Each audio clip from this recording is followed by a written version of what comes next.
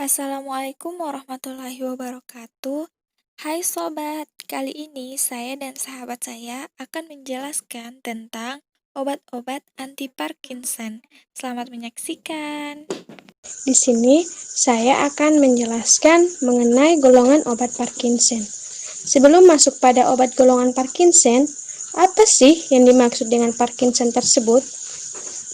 Penyakit Parkinson merupakan gangguan fungsi otak yang disebabkan oleh proses degenerasi ganglia basilis pada sel substansia nigra pars kompas yang ditandai dengan karakteristik seperti tremor saat istirahat, kekakuan otot dan sendi, kelembanan gerak dan bicara atau disebut dengan bradykinesia, serta instabilitas posisi tegak atau postural instability.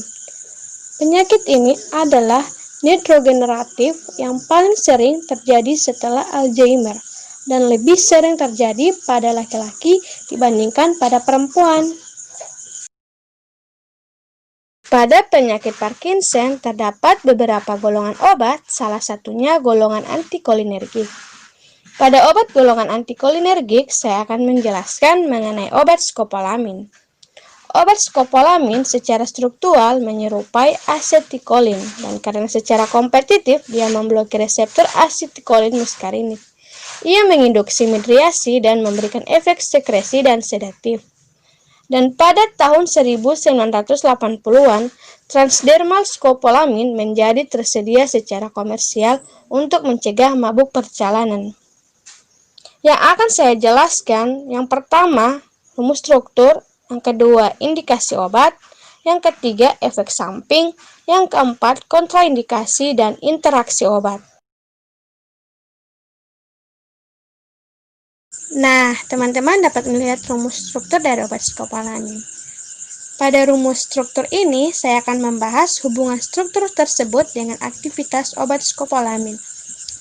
N merupakan amonilum kuartener atau amin tersier yang terprotonasi pada pH fisiologik yang membentuk gaya tarik-menarik elektrostatik.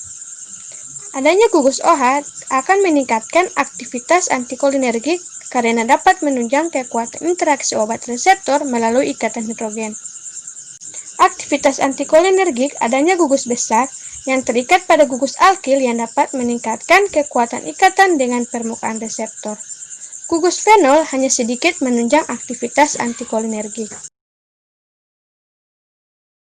Selanjutnya kita masuk pada indikasi obat skopolamin. Obat skopolamin digunakan untuk mengobati mual dan muntah akibat pemberian anestesi dan pembedahan, dan juga dapat mencegah mual selama perjalanan dan untuk penyakit sialurhea atau kelebihan air liur.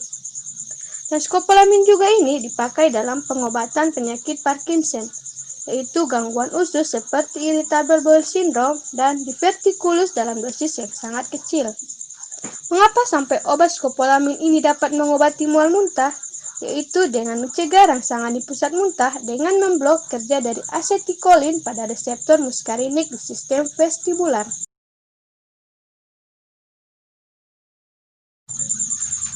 Kemudian kita masuk pada efek samping dari obat skopolamin.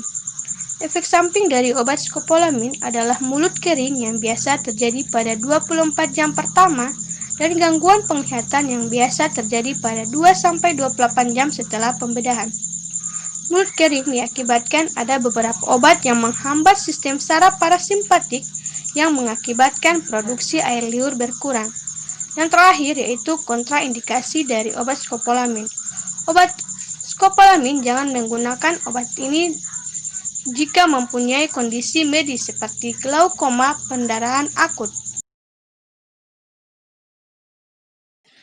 Salah satu obat yang digunakan untuk pengobatan penyakit Parkinson adalah amantadin, di mana amantadin ini merupakan terapi lini kedua untuk mengatasi tremor.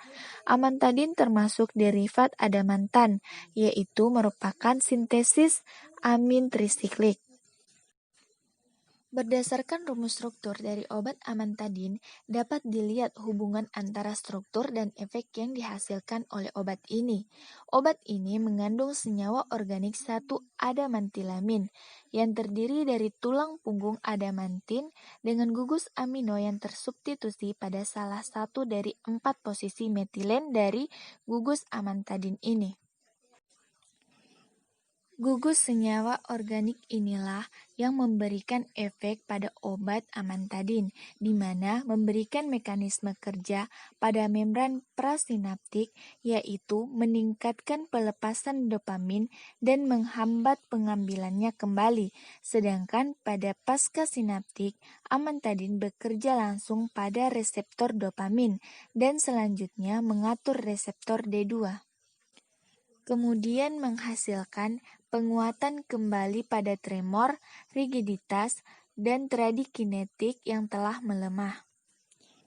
Obat amantadin ini diindikasikan untuk mengobati disinesia terkait penyakit Parkinson dan sindrom Parkinsonisme yang diinduksi oleh obat.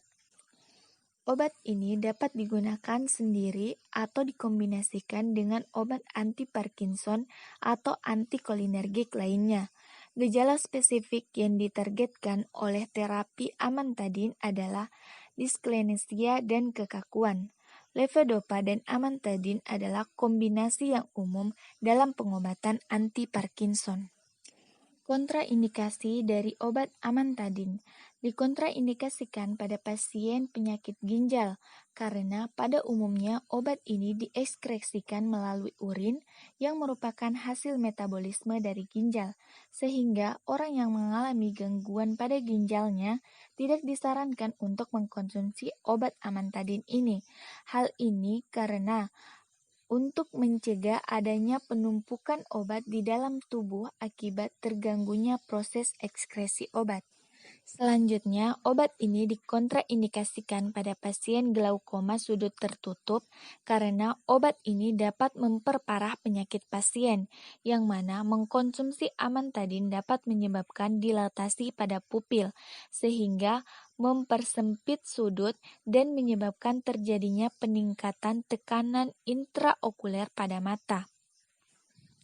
Selain itu, obat ini juga dikontraindikasikan dengan pasien dermatitis atopik karena obat dapat menyebabkan kulit kering akibat adanya penumpukan efek obat di dalam tubuh karena tidak diekskresikan dengan baik yang dapat merusak jaringan kulit.